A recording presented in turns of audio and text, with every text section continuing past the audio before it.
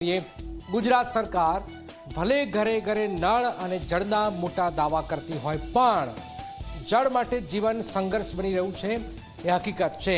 વલસાડ જિલ્લા પહોંચે, કપરાડા પહોંચે, આજે પણ લોકો પાણીના એક એક ટીપા માટે જીવનું જોખમ ઉઠાવવા મજબૂર છે। વિકાસના દાવાઓની એવી કડવી હકીકત છે જે જોઈ તમે પણ હચમટી ઉઠશો। સરકારની કરોડોની યોજના માત્ર કાગળ પર હોય તેવું લાગી રહ્યું છે। શું થઈ રહ્યું છે પાણીની પારણમાં, આવું જોઈએ, જાણીએ, સમજીએ।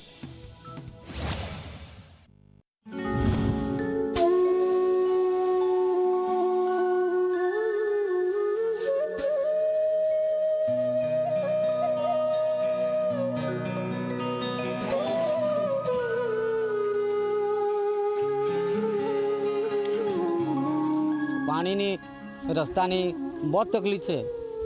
અદ્રશ્યો જોઈને કોઈનું પણ કાળજું કંપી ઉઠે।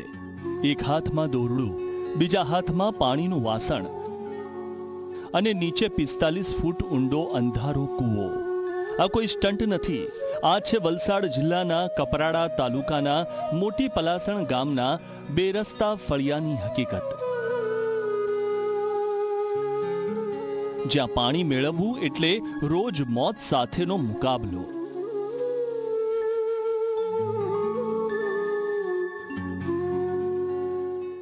બારસોની વસ્તી છે અહીંયા બેરસ્તા ફળિયામાં, તો અહીંયા છે ને વર્ષોથી અમે રજૂઆત કરીએ છતાં પણ અહીંયા અસ્ટોલ જૂથનું પાણી પણ આવતું નથી, અને આવતો હોય તો મહિનામાં એકવાર થોડું ખાડી જરા અને પછી આ લોકો છે ને આખી રાત બી અહીંયા રહે અને ઝરણાનું પાણી છે કૂવામાં ઉતરીને ભરે। અહીંયા છે ને પેલી સીડી બનાવેલી ને એનો પેલો બનાવે એની દ્વારા ઉતરે અને ભરે, જેનો વારો આવે 2-3 કલાક લાગે, એટલે ઝરણાનું પાણી એટલે ધીરે પેલું એથી સંગ્રહ થાય।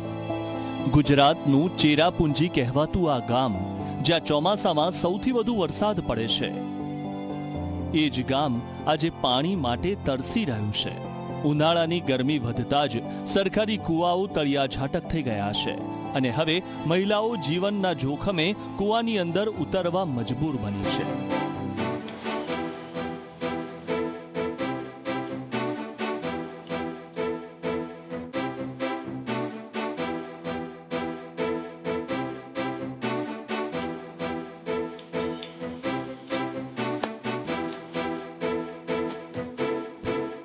અહીંયા પાણીની સમસ્યા એટલી ગંભીર છે કે પાણી ભરવા માટે કૂવામાં 45 કૂવામાં ઊંડું ઉતરવું પડે અને પછી ત્યાંથી નીચે ઉતરીને પાણી ભરવું પડે।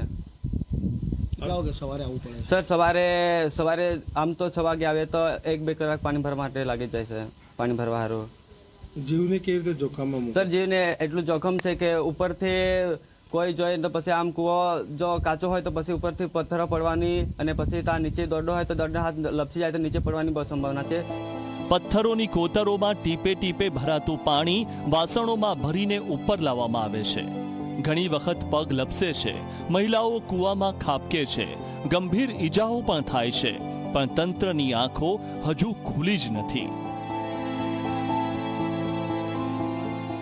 इतने अंदर से उतर कर और जोखिम में जीव डालकर पानी निकालते हैं। वो भी पानी कैसे निकालते हैं, घड़े वो कुछ वाटी लेके और कुछ भरते हैं, इसमें डोल वगैरह भरता नहीं है, उसमें थोड़ा बहुत कम पानी निकलता है। અંદાજે 1200 લોકોની વસ્તી ધરાવતા આ ફળિયામાં પાણી માટે વહેલી સવારથી જ મહિલાઓની લાંબી કતારો લાગી જાય છે। એક એક બેડું પાણી મેળવવા માટે કલાકો સુધી રાહ જોવી પડે છે। માસૂમ બાળકોને સાથે લઈને મહિલાઓ તડકામાં બેસી રહે છે। શિયાળો પૂરો થાય એટલે આ હાડમારી શરૂ થાય છે અને ચોમાસું આવે ત્યાં સુધી યથાવત રહે છે। અસ્ટોલ યોજના સાહેબ છે ને 3 દિવસ પાણી આવ્યું પણ પછી પાછું એ લોકોએ જોયું નહીં કે પછી પાણીની વ્યવસ્થા કરી નહીં। એમ શું માંગ છે અમારું? માગ છે શું કે સાહેબ છે ને ફરીથી આ પાઇપલાઇન સુધારીને પછી બીજા પાઇપ નાખીને પછી પાણીનો સંગ્રહ કરે તો પછી ગામને અમારે મોટી પર્થમાં બેરસ્તા ફળિયામાં તકલીફ નહીં થાય। એ માટે પછી સરકારને અમારી માગણી શું કરવાનું છે કે વ્યવસ્થા પાણીની જોઈએ। સૌથી મોટો સવાલ હવે સરકારના દાવાઓ સામે ઊભો થાય છે। કપરાડા અને ધરમપુર વિસ્તાર માટે કરોડો રૂપિયાની એસ્ટોલ જૂથ પાણી પુરવઠા યોજના બનાવાઈ હતી। લગભગ 586 કરોડ રૂપિયાના ખર્ચે ઘરે ઘરે નળ તો લગાવી દેવાયા, પરંતુ આ નળમાં આજ દિન સુધી પાણીનું એક ટીપું પણ આવ્યું નથી. મોટી પરસણ ગામે કુલ 13 ટાંકા બનાવવામાં આવેલ છે, જેમાં અષ્ટુ યોજનાનું પાણી નિયમિત આપવામાં આવે છે. ગામની આંતરિક વિતરણ વ્યવસ્થા ગ્રામ પંચાયત પાણી સમિતિની હોય છે અને રિપેરિંગની કામગીરી પણ ગ્રામ પંચાયત દ્વારા કરવામાં આવી રહી છે. એક પ્રશ્ન છે કે નલ સે જલ યોજનાના નવા નળોના કનેક્શન તો આપ્યા છે, પરંતુ પાણી નળમાં આવતું નથી. અધિકારી કહે છે પાણી અપાય છે, પરંતુ ગ્રાઉન્ડ પર હકીકત કંઈક બીજી જ કહાની કહે છે. અહીં લોકો માટે પાણી હજુ પણ જીવન નહીં પણ સંઘર્ષ બની ગયું છે. કૂવાના અંદર સીણી મૂકીને જીવના જોખમે લોકો કૂવામાં ઉતરી રહ્યા છે, કારણ કે તેઓને પીવાનું પાણી નથી મળી રહ્યું. ત્યારે એક તરફ સરકાર હર ઘર નળ પહોંચાડીને પાણી પહોંચાડવાની વાત કરી રહી છે, ત્યારે વલસાડ જિલ્લાના કપરાડા તાલુકામાં કંઈ અલગ જ પરિસ્થિતિ જોવા મળી રહી છે. ઉમેશ પટેલ, ઝી મીડિયા, વલસાડ.